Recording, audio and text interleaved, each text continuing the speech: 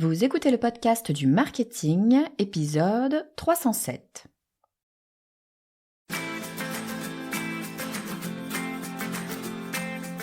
Bonjour et bienvenue.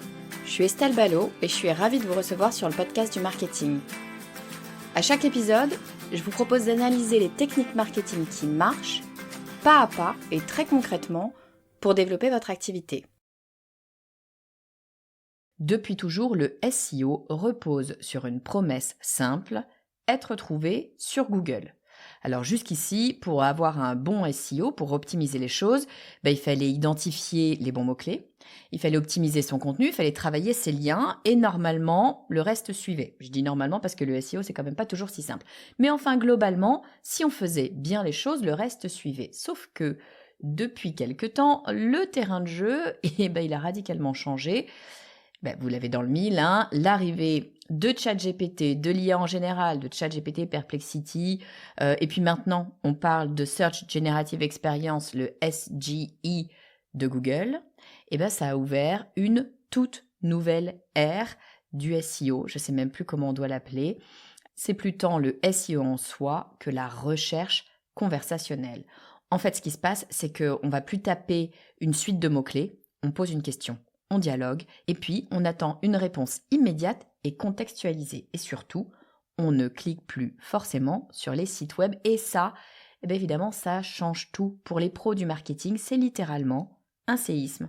Alors comment est-ce qu'on fait pour continuer à exister quand nos utilisateurs ils ne passent plus par les résultats de recherche classiques? Comment est-ce qu'on fait pour rester visible quand les intelligences artificielles elles vont aller sélectionner et reformuler le contenu de ce qu'on a proposé sans citer les sources, accessoirement nous, c'est toute la question qu'on va essayer d'élucider dans cet épisode. Je vous propose qu'on explore ensemble cette transformation en profondeur du SEO.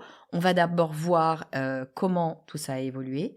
Ensuite, on va regarder comment est-ce que le SEO se réinvente autour de signaux de crédibilité. Et puis, je vous propose de regarder ensemble comment préparer votre marque à devenir la source que les IA choisissent. C'est pas la fin du SEO, c'est le début d'un nouveau chapitre, plus exigeant, mais peut-être aussi plus passionnant.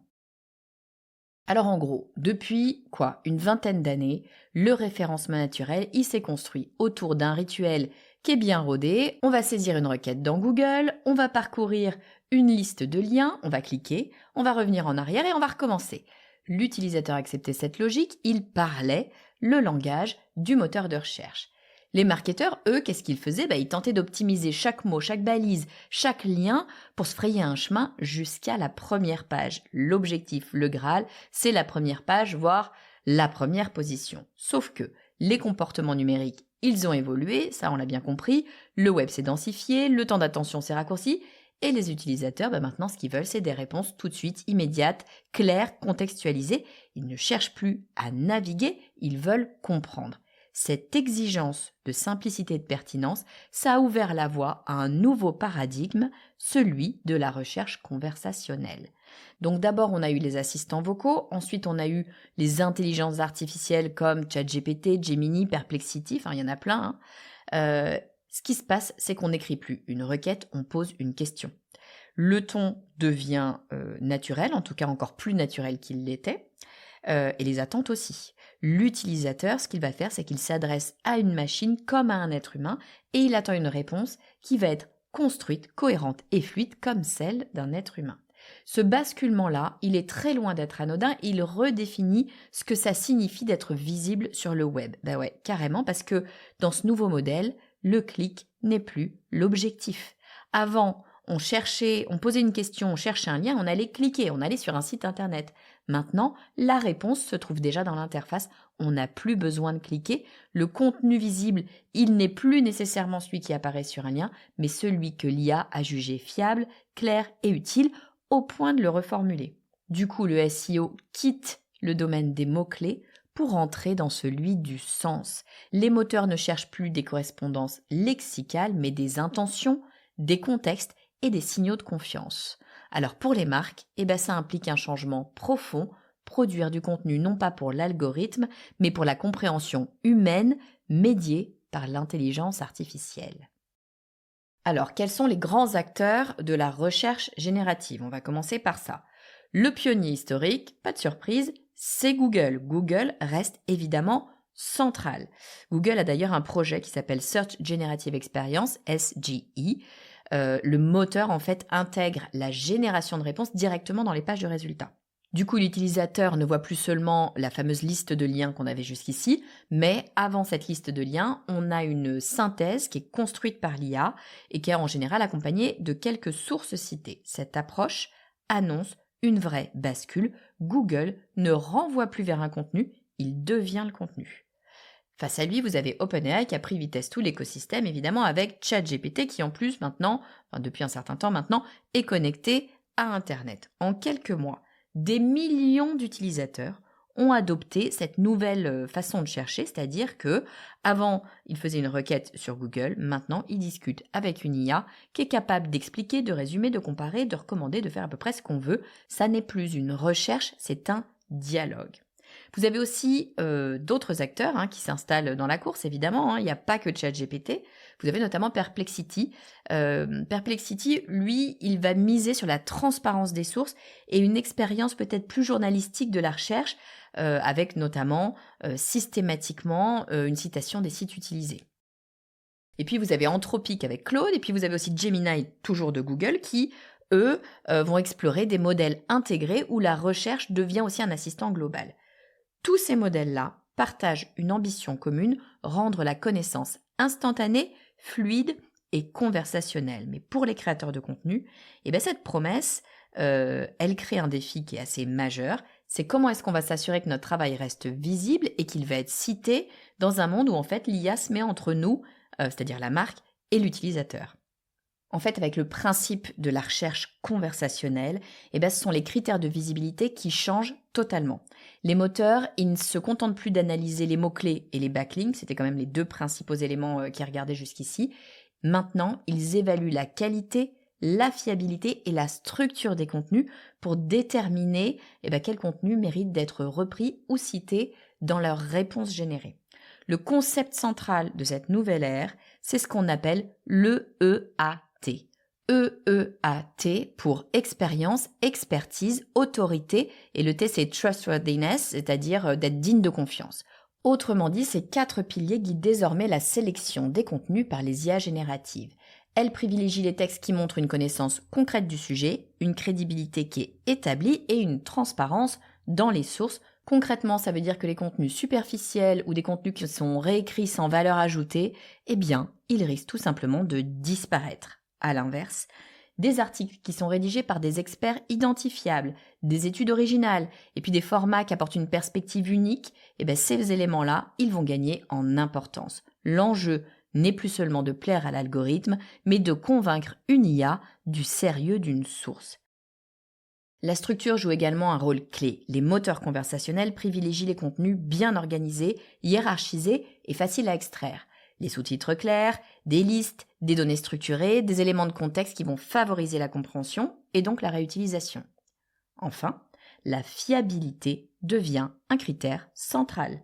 Les IA doivent éviter les erreurs factuelles et les hallucinations. Vous savez, les hallucinations, c'est ces fameuses inventions, notamment qu'on trouve sur ChatGPT quand il n'a pas trouvé la bonne réponse. Donc ces IA, elles vont s'appuyer sur des sites qui sont considérés comme sûrs, comme cohérents, et des sites qui sont régulièrement mis à jour. La fraîcheur du contenu et la cohérence du domaine vont renforcer la probabilité d'être sélectionné. En somme, le SEO de demain ne se gagne plus par le volume, mais par la crédibilité, la cohérence et la clarté. Pour exister dans les réponses des IA, il faut prouver sa légitimité avant d'espérer la visibilité. Donc votre contenu, maintenant, on dit en anglais qu'il doit être conversational ready, c'est-à-dire prêt à la conversation. Le contenu ne se conçoit plus comme une page statique, mais comme une source de réponse. Les moteurs à intelligence artificielle cherchent à comprendre, à reformuler et à citer des passages précis. Pour qu'un texte soit visible dans ce nouveau contexte, il doit être conversational ready, c'est-à-dire être intégré naturellement dans un échange entre l'utilisateur et une IA. Et ça commence par la forme. Les IA conversationnelles, elles privilégient des contenus clairs, structurés, découpés surtout en unités de sens. Un article dense et linéaire, sans hiérarchie apparente, il est difficile à exploiter. À l'inverse, Si vous avez un contenu qui est organisé autour de questions, autour de sous-titres explicites, autour de listes ou alors d'exemples concrets, c'est bien plus susceptible d'être compris et donc d'être repris. Le ton également va jouer un rôle essentiel parce que la recherche conversationnelle, elle s'appuie sur un langage naturel. Les contenus qui sont trop formels ou alors les contenus qui sont trop promotionnels, littéralement, ils sont écartés. Les textes doivent adopter une voix humaine, une voix pédagogique, fluide, une voix qui est capable d'expliquer sans jargon complexe professionnel. L'objectif, là, c'est d'aider l'IA à reconnaître la valeur informative du propos et à le restituer sans trop de déformation. Après, vous avez le niveau de granularité du contenu, ça compte aussi. Les modèles d'IA fonctionnent par segments, c'est-à-dire qu'ils identifient des blocs de sens. Donc les réponses courtes, les définitions précises, les micro-contenus, comme par exemple, vous savez, les FAQ, des encadrés, ou alors un résumé, un glossaire, tous ces éléments, ce sont des éléments que les IA peuvent extraire facilement et directement. Et puis, dernier élément, c'est la contextualisation. C'est majeur pour les IA. Un contenu qui est prêt pour la conversation, il ne doit pas se limiter à répondre à une question, il anticipe les suivantes. En fait, qu'est-ce qu'il fait? Il explique, il illustre, il relie les idées entre elles. Autrement dit, il parle comme un expert qui enseigne. Créer du contenu pour la recherche conversationnelle, c'est concevoir non plus pour l'œil, mais pour l'esprit. Il s'agit d'écrire de manière à être compris, à être reformulé et à être cité par des humains via des machines. Bon, donc vous l'avez compris, la question maintenant, ça n'est plus d'apparaître dans Google, c'est comment je fais pour devenir la source que l'IA va choisir de citer. Les moteurs conversationnels, ils fonctionnent comme des agrégateurs intelligents. Ils vont parcourir le web, ils vont sélectionner les informations qu'ils jugent les plus fiables et puis ils vont les reformuler pour faire leur réponse. Donc être cité dans le processus, ça devient le nouvel enjeu stratégique de la visibilité. Et pour atteindre cet objectif, il faut d'abord construire une réputation d'expertise. Les IA s'appuient sur des signaux de crédibilité. Qu'est-ce que c'est des signaux de crédibilité? Ça va être des mentions dans des médias connus, ça va être une cohérence du contenu qui est publié, ça va être la qualité des liens entrants, la régularité des mises à jour. Tous ces éléments-là donnent des informations. Plus un site renvoie l'image d'une source sérieuse et spécialisée, plus il a de chances d'être identifié comme une référence. Ensuite, il s'agit de documenter son autorité. Les créateurs de contenu doivent afficher clairement leurs compétences, leurs expériences et puis aussi leurs sources. Les articles doivent être signés, les pages à propos, elles doivent être super détaillées, les biographies d'auteurs évidemment, et puis vous avez les liens vers des études, vers des certifications. Tout ça, ça va venir renforcer la légitimité. Une IA, sachez-le, ne fait pas confiance de manière intuitive, elle va s'appuyer sur des preuves, sur des éléments tangibles. Le troisième levier, il consiste à optimiser la clarté sémantique. Les IA recherchent des contenus qui sont faciles à interpréter, c'est-à-dire des phrases précises, une terminologie qui est cohérente, une structure qui est logique. Si vous utilisez des schémas, des données structurées ou alors des formats enrichis, comme par exemple les FAQ dont on parlait tout de suite, tout ça, ça va aider à signaler la pertinence d'un contenu sur un sujet donné. Dernière chose, la visibilité passe par la cohérence de marque. Devenir une source citée, c'est occuper un territoire éditorial qui est identifiable avec une voix, une spécialité, une vision. Les IA repèrent les experts, pas les généralistes. Donc dans ce nouvel écosystème, la nouveauté, c'est que la notoriété, elle se gagne moins par le volume de contenu que par la profondeur et la constance de la crédibilité. Oui, parce que franchement, ça marque un tournant profond dans l'histoire du web. On passe d'une logique de visibilité à une logique de crédibilité. Les moteurs de recherche, ils ne se présentent plus comme de simples outils de navigation, mais comme des moteurs de confiance. Leur rôle, c'est d'apporter des réponses sûres, contextualisées et vérifiables. Et du coup, la stratégie SEO, elle ne se limite plus à la technique, elle devient une stratégie de réputation. Les marques doivent apprendre à construire un capital de confiance numérique. Ce capital de confiance numérique, il est fondé sur la cohérence, la transparence et la qualité de l'information. L'objectif, c'est plus d'être bien référencé, c'est d'être recommandé par une IA, par un moteur ou par une communauté. Ça implique quoi? Ça implique un changement de posture. Votre contenu marketing, c'est plus uniquement un levier d'acquisition, ça devient un actif de crédibilité. Et ça change tout. Tous vos articles, tous vos podcasts, toutes vos études, elles vont contribuer à bâtir une image de fiabilité que les intelligences artificielles sauront reconnaître. Les signaux humains, l'expertise, le ton, l'expérience que vous avez vécue, tout ça, ça prend désormais plus de poids que les signaux techniques. Du coup, le futur du SEO, en fait, il s'annonce un peu hybride. Il va combiner les fondamentaux du référencement classique, qui restent, c'est-à-dire la structure, la sémantique, la performance, mais ça va être combiné avec des leviers qui sont issus du brand content et des RP digital. Créer des ponts entre le contenu, l'influence et la notoriété, ça devient essentiel pour renforcer son empreinte dans les moteurs de confiance. À terme, la visibilité appartiendra à ceux qui auront su incarner la fiabilité. Les marques qui gagneront, ce ne seront pas forcément celles qui publient le plus, mais celles qui auront compris que chaque mot publié est une promesse de vérité. Vous avez un web qui va être saturé par des contenus générés par des IA et du coup, la sincérité et la rigueur deviendront de vrais avantages compétitifs. Alors pour conclure, le SEO vit une mutation majeure. Ce qui était avant un jeu d'algorithmes devient maintenant une affaire de confiance, de sens et d'intelligence. Les moteurs conversationnels qui sont dopés à l'IA redéfinissent la manière dont l'information circule. Ils transforment la recherche en dialogue et les contenus en réponse. Du coup, pour les professionnels du marketing, cette évolution, c'est pas vraiment une menace. Pour moi, c'est plutôt une opportunité. Elle invite à revenir à l'essentiel, c'est-à-dire produire véritablement du contenu utile, du contenu clair, du contenu crédible et puis du contenu plus humain.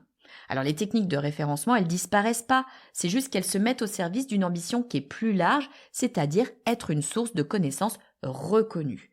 Là-dedans, le rôle du marketeur SEO, il change. Il devient comme une sorte d'architecte de la crédibilité digitale. Son job, ça consiste plus seulement à optimiser des pages, mais à construire une présence de marque cohérente, une présence fiable, une présence qui va être référencée par les intelligences artificielles. L'enjeu, c'est plus de se battre sur des mots-clés, mais de bâtir un territoire d'expertise que les IA elles-mêmes reconnaîtront comme légitime. En gros, votre positionnement, votre expertise, votre broad content et vos RP, c'est ça le socle des éléments les plus importants pour être visible sur le net. Demain, les entreprises qui seront capables de prouver leurs compétences, d'incarner une voix claire et d'apporter une vraie valeur, elles deviendront naturellement visibles parce qu'elles seront citées, reprises et recommandées. Le SEO ne disparaît pas, en fait, il s'élève.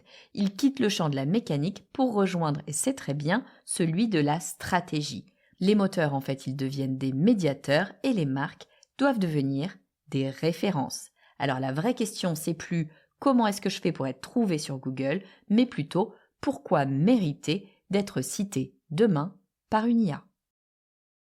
J'espère que vous avez aimé cet épisode. Si vous voulez me soutenir, le meilleur moyen, c'est de laisser un avis 5 étoiles sur Apple Podcast ou Spotify. C'est les deux plus gros outils pour écouter les podcasts et donc ils ont beaucoup de poids, notamment pour faire découvrir ce podcast à un maximum de personnes. Je suis seule aux commandes du podcast du marketing. Je fais tout, des recherches à l'enregistrement, au montage, à la publication. Donc si vous voulez me soutenir, 5 étoiles sur Spotify ou Apple Podcast. Et puis évidemment, parlez-en autour de vous, parlez aux marketeurs, à vos collègues, aux entrepreneurs qui pourraient être intéressés par le podcast du marketing. C'est ça qui fera vivre le podcast. Je vous dis à très vite.